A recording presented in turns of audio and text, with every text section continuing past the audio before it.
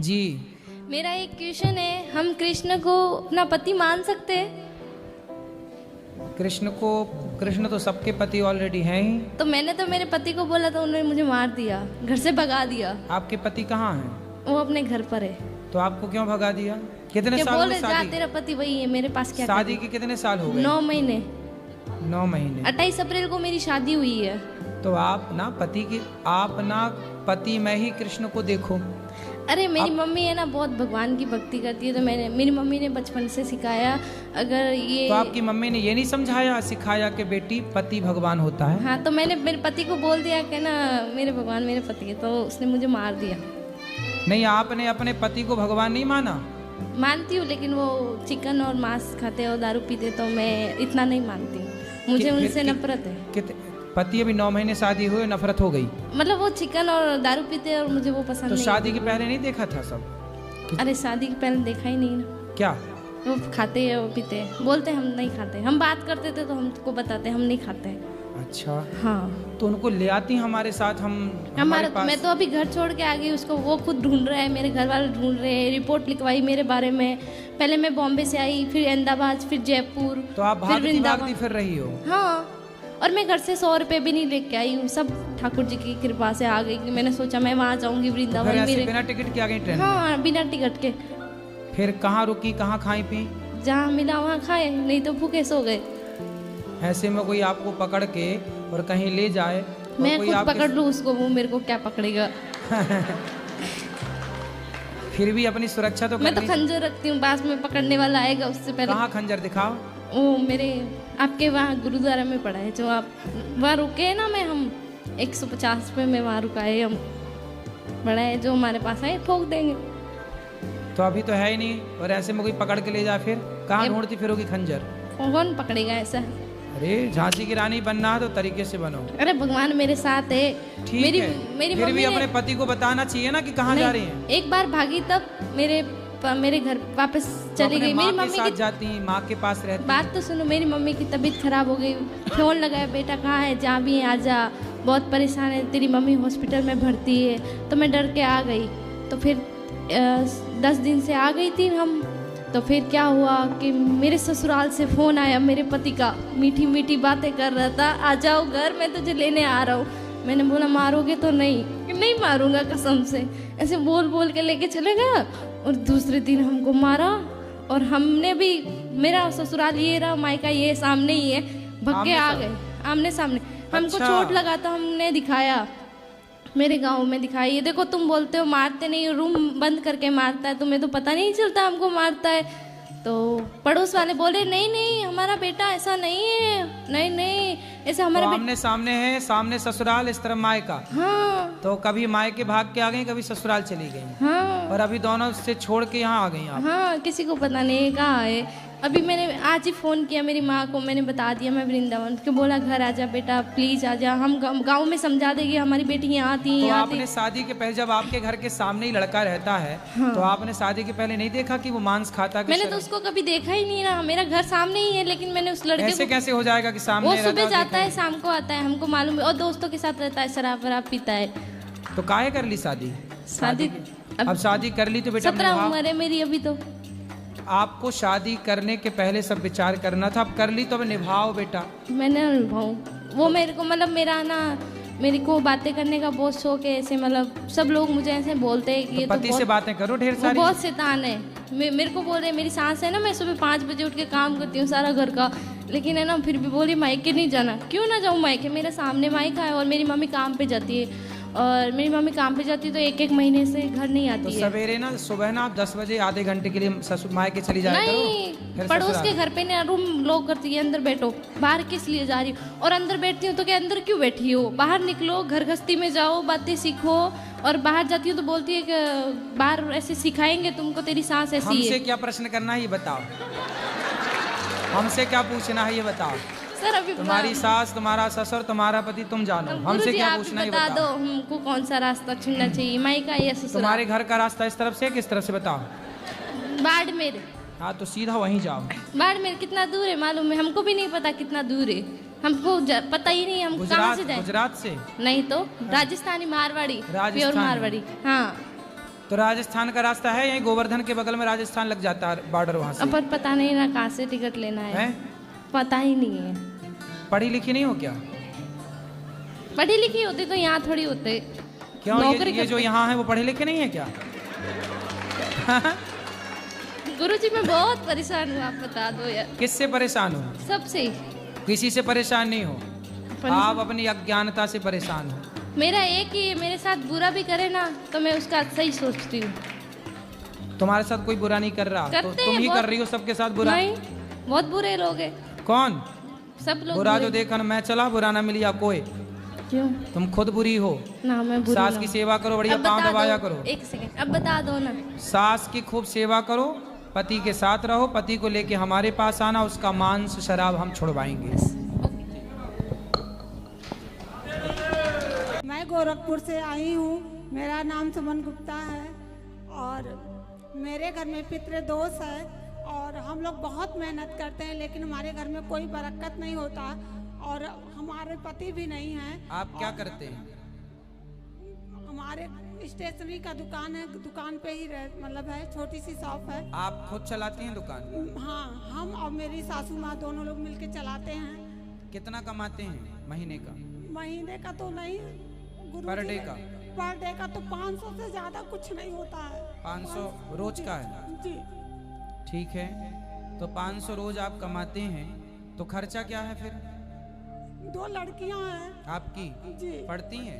जी, एक 11th में पढ़ती है, एक 7th में पढ़ती है।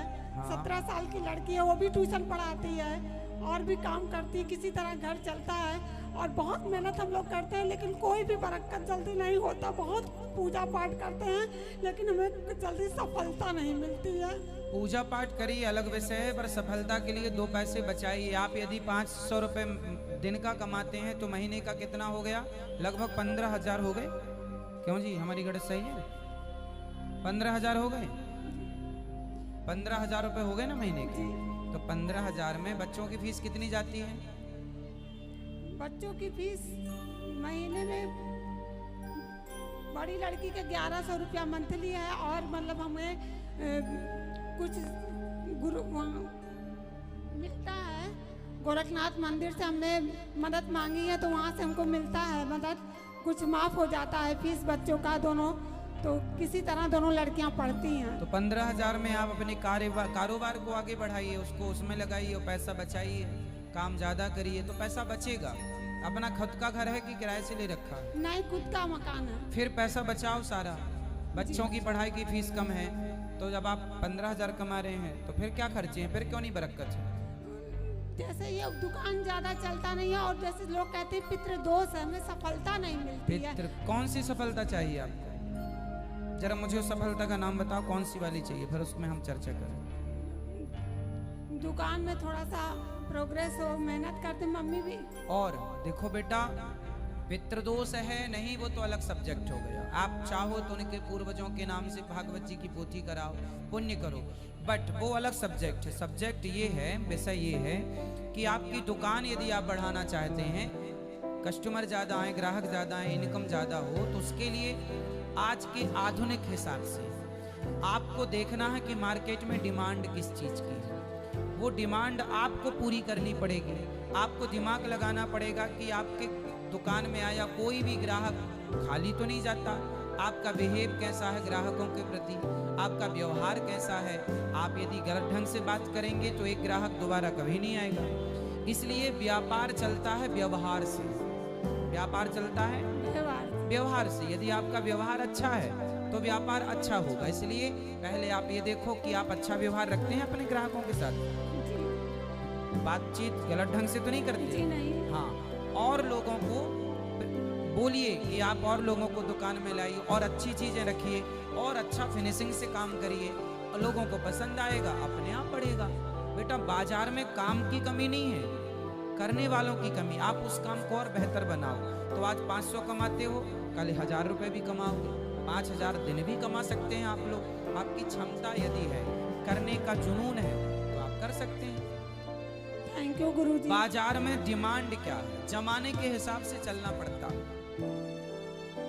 राधे राधे। ठीक है। और महाराज जी की जितनी प्रशंसा की जाए उतनी कम है।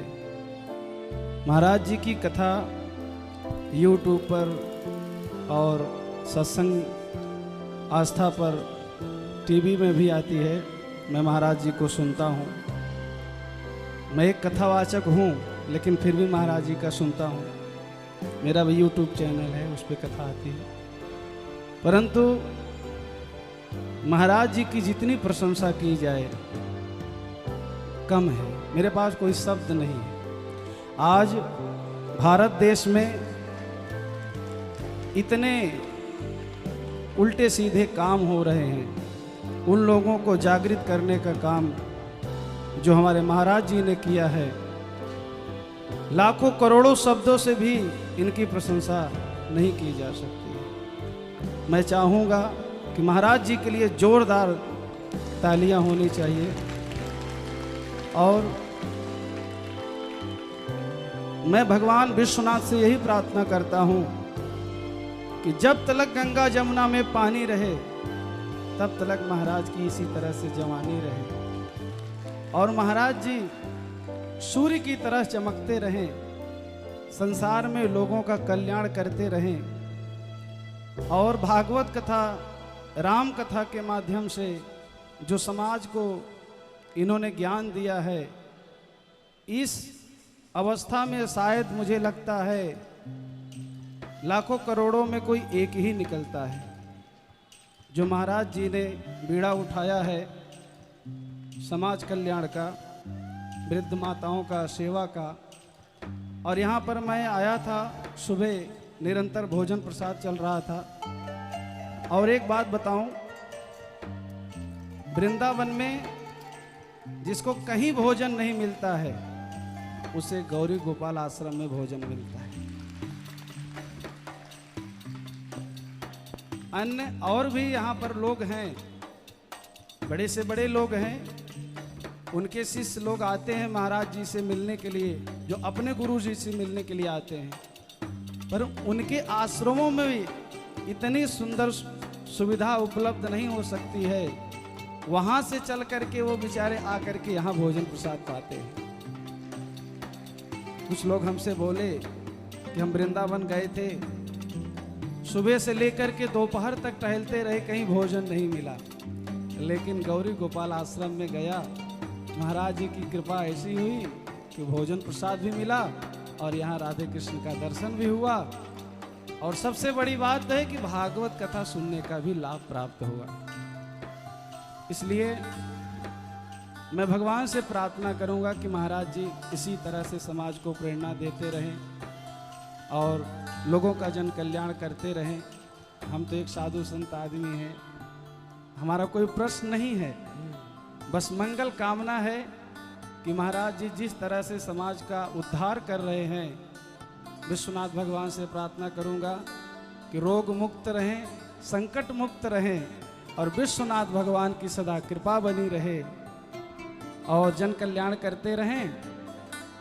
और यहाँ पर जितने लोग महाराज जी को श्रवण कर रहे हैं, मैं कुछ यही कहना चाहूँगा सभी लोगों से कि ये जीवन क्षणभंगुर है, पता नहीं क्या होगा क्या नहीं होगा। इसलिए जहाँ तक मेरी आवाज़ जा रही है, लोग महाराज जी से जुड़ करके अपने जीवन को धन्य बनाएं। अपना कल्याण अगर चाहते हैं तो महाराज जी से जुड़ करके अपने जीवन को धन्य बनाएं और ज़्यादा से ज़्यादा महाराज जी की कथाओं को जो है श्रवण करें। और महाराज जी जो कुछ कथाओं में बताते हैं अपनी युवा पीढ़ी के लिए, वो हम सब लोगों को फॉलो करना बहुत ज़रूरी है। क्योंकि आज हमारे सनातन धर्म पे इतने लोगों की निगाह है महाराज जी कि हम सब 70 लाख साधु संत हैं, फिर भी भारत में ऐसे ऐसे केस हो जा रहे हैं कि रोक नहीं पा रहे हैं। इसलिए जहाँ तक मेरी आवाज़ जा रही है, सब लोग महाराज जी की कथा सुनते हैं तो उसको जीवन में उतारें। जीवन में जब तक उतारेंगे नहीं तब तक उसका लाभ मिलने वाला नहीं है। और अगर आप चाहते हैं ये संसार, ये दुनिया, ये घर परिवार आपका साथ देंगे, तो साथ कोई देता नहीं, क्योंकि कहा गया है साथी है मित्र गंग जल बिंदु पान तक, अर्धांगनी बढ़ेगी केवल मकान तक। परिवार के सब लोग चलेंगे श्मशान तक, बेटा भी हक निभाएगा तो अग्निदान तक। इसके तो आगे भजन ही है साथी, हरि के भजन बिन अकेला रहेगा। रे मन ये 2 दिन का मेला रहेगा, कायम न जगे का झमेला रहेगा। रे मन मुसाफिर निकलना पड़ेगा, काया कुटी खाली करना पड़ेगा। चमड़े के घर को तू क्या संभाले, जिस दिन तुझे तेरा मालिक निकाले, तो इसका किराया भी भरना पड़ेगा। काया कुटी खाली करना पड़ेगा। सुंदर। आएगी नोटिस जबानत न होगी, पल्ले अगर राम नाम की अमानत न होगी, हो करके कैद तुझको जाना पड़ेगा। काया कुटी खाली करना पड़ेगा। मतलब ज्यादा मतलब कम खाते हैं लेकिन बहुत जल्दी मोटे हो जाते हैं। बहुत से ऐसे लोग होते हैं बहुत खाते हैं फिर भी मोटे नहीं होते, जैसे कि मैं क्यों नहीं मोटी हो रही गुरुजी? तो आप बहुत खाती हो? हाँ। अच्छा है, मोटे नहीं होना चाहिए। नहीं, मुझे मोटे होना है। मुझे सब बोलता है मोटी हो, एक बोतल तेल पी लो तो मोटी हो जाओगी। बहुत चीज। कौन सा, मिट्टी का तेल? नहीं, वो क्या बोलते हैं? बेटा सुनो, सरसों का। मोटे ना होना, मोटे लोग परेशान हैं, रो रहे हैं बेचारे। तुम ठीक हो? मैं ठीक हूँ गुरुजी। बहुत अच्छे। आपको मोटा नहीं होना, सही है। मोटे लोग रोगी होते हैं, बीमार होते हैं। आपको मोटा नहीं होना। विवाह के बाद तो आप मोटी हो ही जाएंगी। अब गुरुजी एक और प्रश्न पूछना है। गुरुजी मुझे ना बहुत गुस्सा आता है, मैं क्या करूँ? आता है गुस्सा तो क्या करूँ? मतलब मुझे ना गुस्सा आता है, मेरे जो सामने आता है मैं उसको सुना देती हूँ। फिर मुझे बाद में अफसोस होता है कि मुझे ये नहीं करना चाहिए, फिर भी मैं क्या करूँ? थोड़ा कंट्रोल कर लो। अब शादी वादी होगी, फिर पति को सुनाओगी तो कहीं गड़बड़ ना हो जाए। ठीक है? ठीक है। पति को ना सुना देना और सास को बिल्कुल मत सुनाना, क्योंकि वो आपको सुनाएगी सास। ओके। बूचड़ खाना का लाइसेंस देने वाले भी हिंदू हैं जी। ये चाहें तो बंद हो जाए, पर ये खुद नहीं बंद करना चाहते। जी महाराज जी। इसलिए तो मैंने यहाँ की कथा में फर्स्ट दिन नेताजी से कहा था। जी जी जी, आप तो दिखावे किए थे विजय जी से। हाँ जी महाराज जी, मेरे परिवार में एक समस्या है। हम लोगों का पति पत्नी में कोई अगर झगड़ा हो तो उससे सास ससुर को आना जरूर है क्या? तो आपकी पत्नी सास ससुर को बुला लेती हैं? एकदम सास ससुर तक पहुंच जाते हैं। कुछ भी बात होता है तो हेलो, हाँ, कुछ भी छोटा बात भी होता है ऐसा। कहाँ पत्नी आपकी? पत्नी नहीं आई। वो कथा नहीं सुनती? एक दिन लेके आए थे, फिर चल गई थी, दूसरे दिन नहीं आई। आज क्यों नहीं आई?